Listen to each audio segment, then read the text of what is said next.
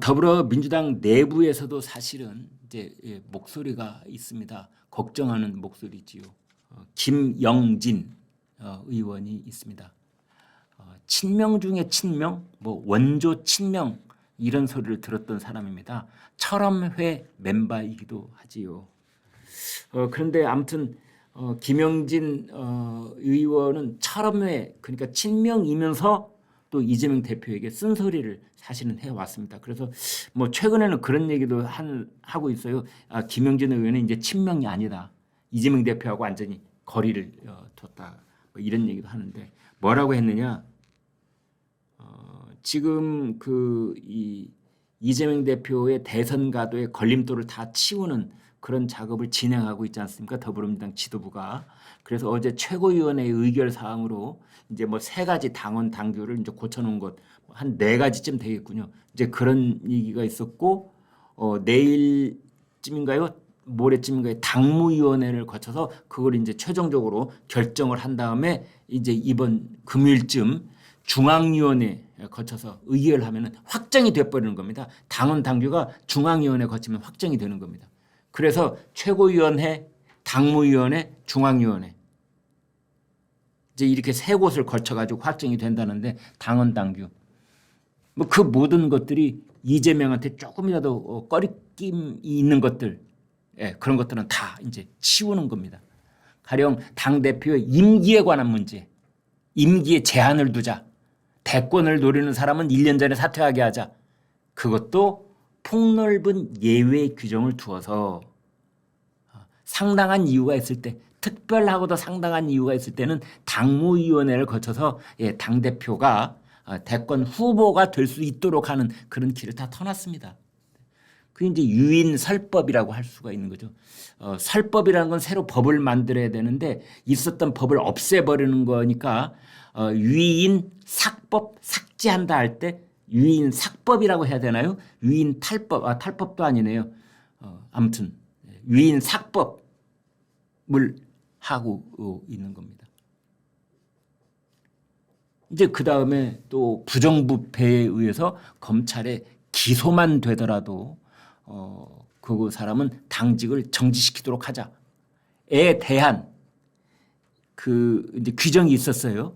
그런데 이것도 역시 3번째 항에 예외 규정이 있었거든요. 이것에는 이제 뭐냐면 그거 뭐 정치적 탄압에 의해서 기소가 됐다라고 인정되면은 당직을 정지시키지 않도록 하자라는 예외 규정이 지난번에 만들어가지고 들어갔거든요. 그때도 이재명을 위하여. 근데 이거 해놓고 보니까 아무래도 꺼림칙하단 말입니다. 예외 규정을 맨날 당대표한테 적용시킨다는 것도 영 모양새가 안 좋거든요. 그러니까 이번에 당헌 개정을 위해서 그 규정을 아예 전체를 그냥 싹 없애버리는 겁니다. 지우개 가지고 와. 다 지워. 예외 규정이고 뭐 본 규정이고 필요 없어. 다 지워버려. 그거 다 지워버린 겁니다. 그래서 검찰의 기소만 돼도 당직을 정지한다. 이 규정이 없어져 버린 겁니다. 한동안 민주당이 뭐 자기네들의 어떤 민주주의 정당의 그 오랜 전통인 것처럼 금과 옥조처럼 자랑해왔던 그 규정 이재명을 위해서라면 꺼리낌없이 다 지워버리는 겁니다. 그 다음에 이제 3번째가 이른바 국회 지도부를 뽑기 위해서 그 이제 민주당 내부의 후보들을 국회 부의장, 국회의장, 국회 부의장 뭐 또 이 지도부 뽑는 그 내부 경선이 있을 수가 있고 그다음에 원내대표. 근데 국회도 그렇고 원내대표도 그렇고 다 국회 안에서의 얘기거든요. 당대표는 국회 원내, 원외를 다 아우르는 자리가 당대표지만 원내대표라는 자리는 현재 국회의원 배지를 달고 있는 현역 의원들을 위한 자리거든요. 국회의장을 뽑고 그다음에 그 이제 현역 의원들이 국회 원내에서 활동하는 것을 총괄적으로 지휘하는 원내 대표를 뽑고. 그런데 여기 난데없이 당원들이 아니라 현역 의원들이 아니라 당원들도 투표권을 갖게 하자.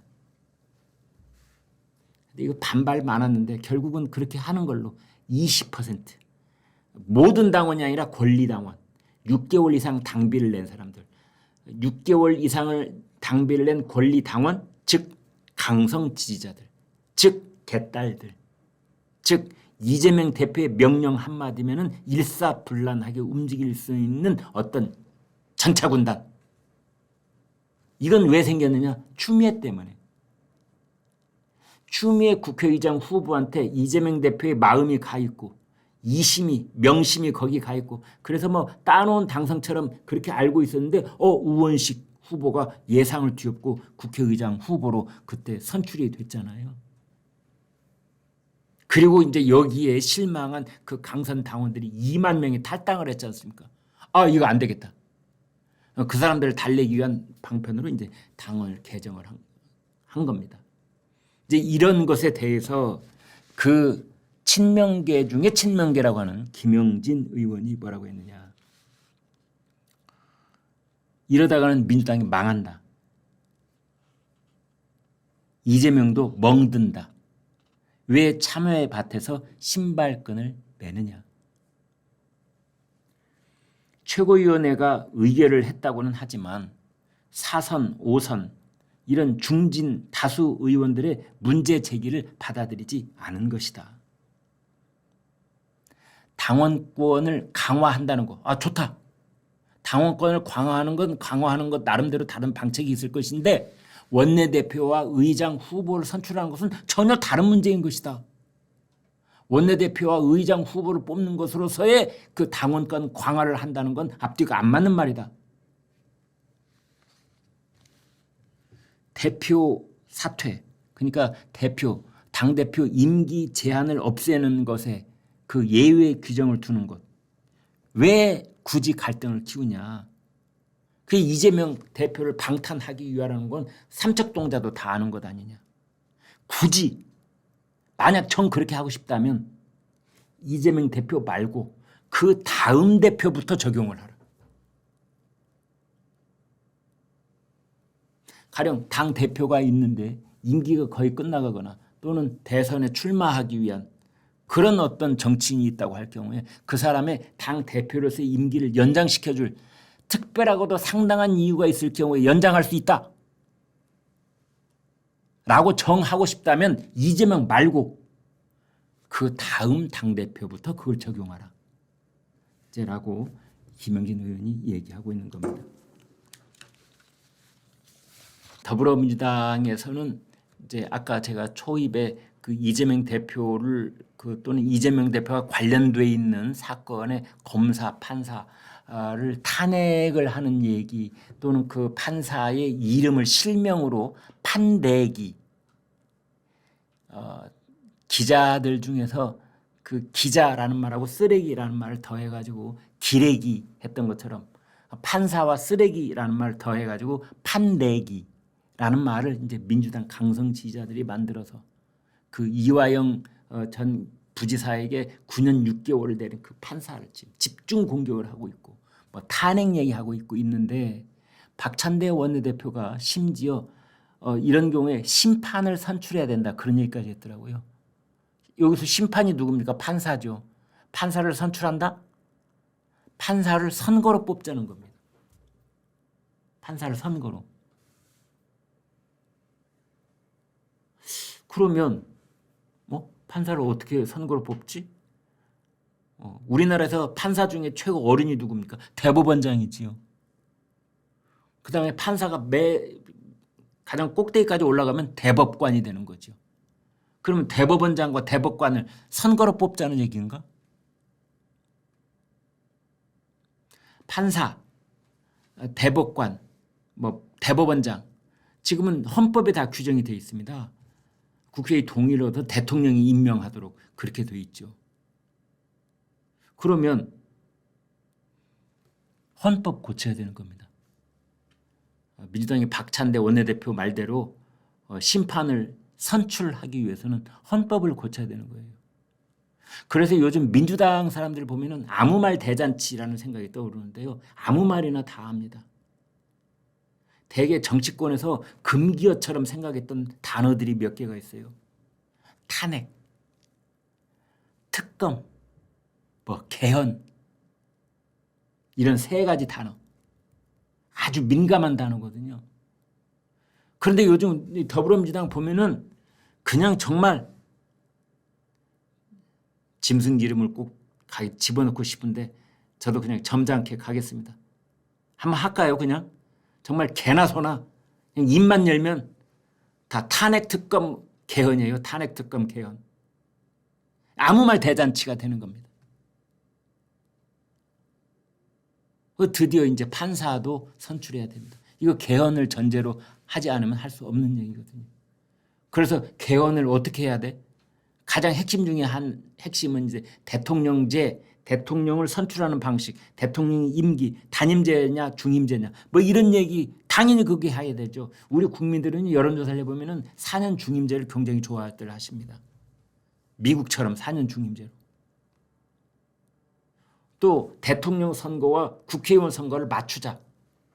선거를 뭐 이런 얘기도 나오고 있고요. 그거 하면서 헌법을 고치려면 판사도 선출하자. 이제 그런 건데요. 이제 그래놓고 아마 박찬대 원내대표는 움찔했을 겁니다. 왜냐? 선출해놓고 보면 나중에 그게 더불어민주당의 부메랑이 되어서 돌아올 수도 있다. 그죠? 나중에 언제쯤이 될는지 모르지만 이제 더불어민주당이 뭐 집권이 된다면 집권당이 된다면 그때 이제 선거로 뽑힌 판사가 집권당의 고위공직자들 집권당 국회의원들 전부 다 잡아넣는 방망이를 두드릴 수도 있다. 이렇게 봐야 되겠죠. 그래서 박찬대 원내대표 한마디 뚝 했다가 그 뒤로 이어가는 말이 없더라고요. 네, 오늘 준비한 내용 여기까지 여러분과 공유를 해봤습니다.